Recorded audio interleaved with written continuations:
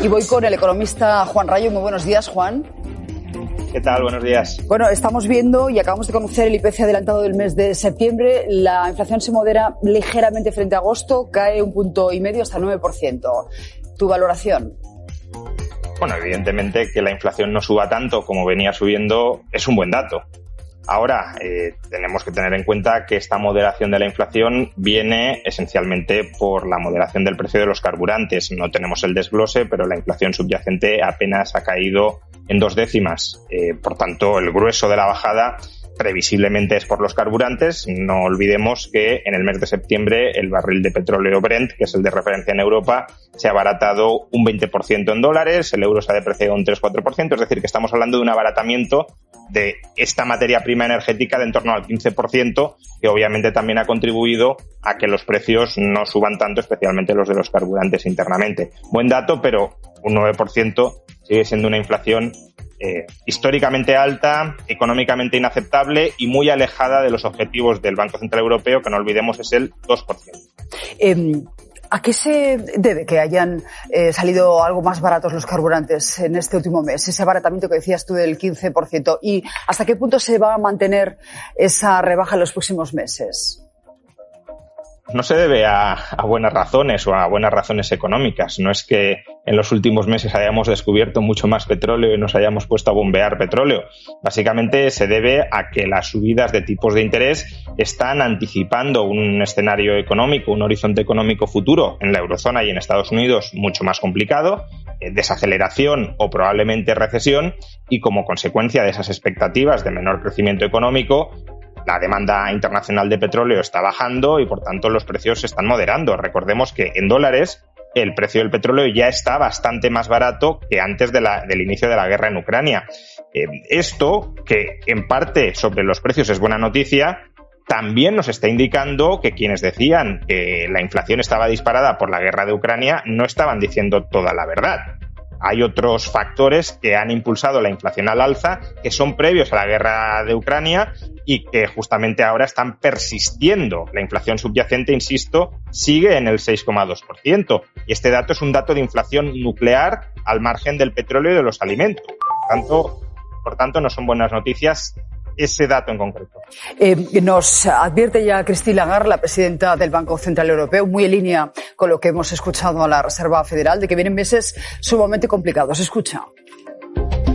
Returning stability of prices is the mission of the ECB. This is our primary objective, stated in the treaties, as I have just said, and this is what we have to do. Returning inflation to 2% in the medium term. And we will do what we have to do, which is to continue hiking interest rates in the next several meetings. Nos está diciendo Juan, Christine Lagarde, que los tipos van a seguir subiendo. ¿Hasta qué cifra tú crees que se van a disparar? Porque se habla de un 4%, incluso hasta un 5%. Dependerá mucho también de lo que haga Estados Unidos. El Banco Central Europeo va a remolque de la Reserva Federal, porque si no va a remolque el euro se sigue depreciando, está a 0,96 dólares ahora mismo, cuando hace un poco más de un año estaba a 1,20. Y claro, si el euro se deprecia, importamos inflación. ¿Hasta dónde va a subir la Reserva Federal? Pues no lo sabemos, porque depende de cuál sea la inflación en Estados Unidos.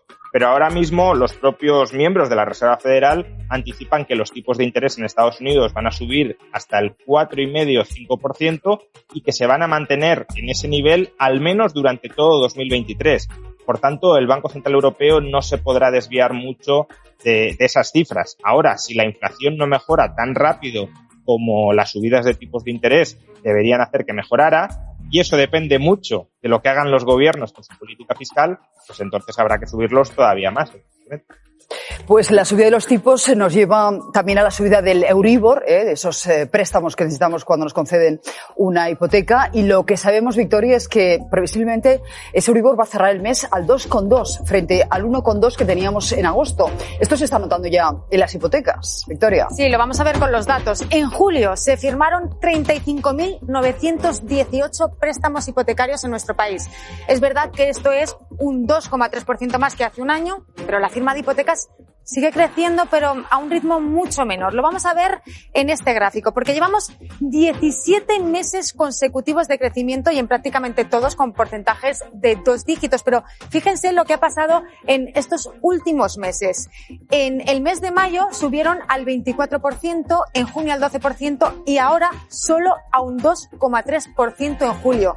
Frenazo en la firma de hipotecas, pero subidón en los precios. El importe de las hipotecas creció un 8,1% en el séptimo mes del año, hasta los 146.000 euros.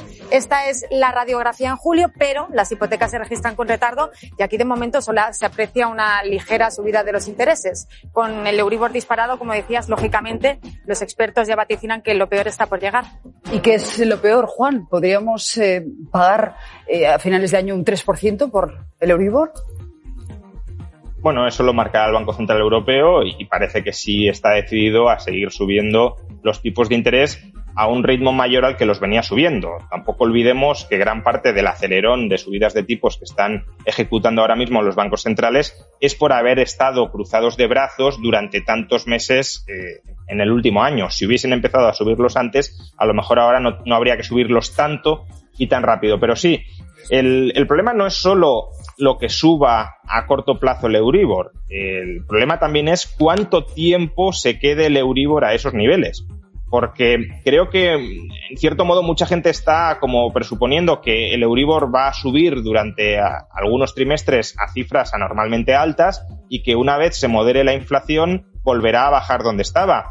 Y cuidado con esas previsiones, porque a lo mejor para que la inflación no regrese nos tenemos que quedar en tipos del 3 o del 4% y además sin incrementar sustancialmente los salarios de los ciudadanos. Porque claro, si ahora la inflación imaginemos que vuelve al 2, pero aumentamos los salarios una vez haya bajado al 2, al 5, al 6% para recuperar el poder adquisitivo perdido, eso alimentará nuevamente la inflación. Si bajamos los tipos de interés del 4 o del 5 al 1%, eso alimentará la inflación. Por tanto, el problema es que estos tipos de interés pueden ser relativamente una nueva normalidad a la que se pueda tener que acostumbrar mucha gente con estrecheces económicas. Nueva y dolorosa normalidad. Lo digo porque los hogares en riesgo por el alza de tipos se ha duplicado en solo 3 meses. Hablamos de 350.000 nuevos hogares que destinan más del 40% de sus ingresos a pagar deudas y esa cifra nos tememos que va a seguir creciendo, con lo cual tendremos muchos impagos y muchas familias con agua al cuello que no van a poder llegar a fin de mes. Juan, ante esta situación, el Partido Popular y ahora también Ximo Puig dicen hay que deflactar el IRPF, hay que aliviar como sea a las familias y hacerlo de manera directa. El Gobierno se opone, pero nos anuncia, deberíamos conocerlo en cuestión de horas, un nuevo plan que incluiría rebajas selectivas. No sé qué esperas que nos anuncie la ministra Montero. Bueno, pues yo creo que no lo saben todavía ni ellos porque en los últimos días han tenido que inventarse un impuesto a las grandes fortunas que no tenían previsto porque Andalucía eliminó patrimonio y ahora se tienen que inventar una rebaja en algunos tramos del IRPF porque Ximo Puig ha anunciado algo que no esperaban que anunciara. Es decir, que este gobierno va absolutamente a rebufo de lo que hagan ahora mismo los gobiernos autonómicos. En cualquier caso, 2 mensajes sobre esto. Primero, deflactar el IRPF no es bajar el IRPF, es dejar de subirlo, es no subirlo gracias a la inflación. No nos están regalando nada, nos están manteniendo la carga impositiva efectiva que teníamos el año pasado, actualizando, corrigiendo por inflación, sin más. Y en segundo lugar, yo soy muy partidario de bajar impuestos, pero cuidado con esta carrera irresponsable de bajadas de impuestos, no lo digo por la deflactación, sino por otras medidas, que no vaya acompañada de recortes del gasto. El Banco Central Europeo alertó hace un par de días que si los gobiernos se siguen endeudando y siguen inyectando déficit público en la economía, bajando impuestos y subiendo gastos, el Banco Central Europeo tendrá que subir más los tipos de interés para contrarrestar la inflación que están generando los gobiernos con ese incremento del gasto agregado. Por tanto, sí, bajemos impuestos, es muy positivo para aliviar la situación y para tratar de reactivar la economía, pero cuadrando las cuentas, recortando gastos en la misma magnitud para que no haya una inflación estimulada desde el gobierno. Pues Juan Rayo, como siempre, muchísimas gracias por atendernos. Muchas gracias, hasta otra.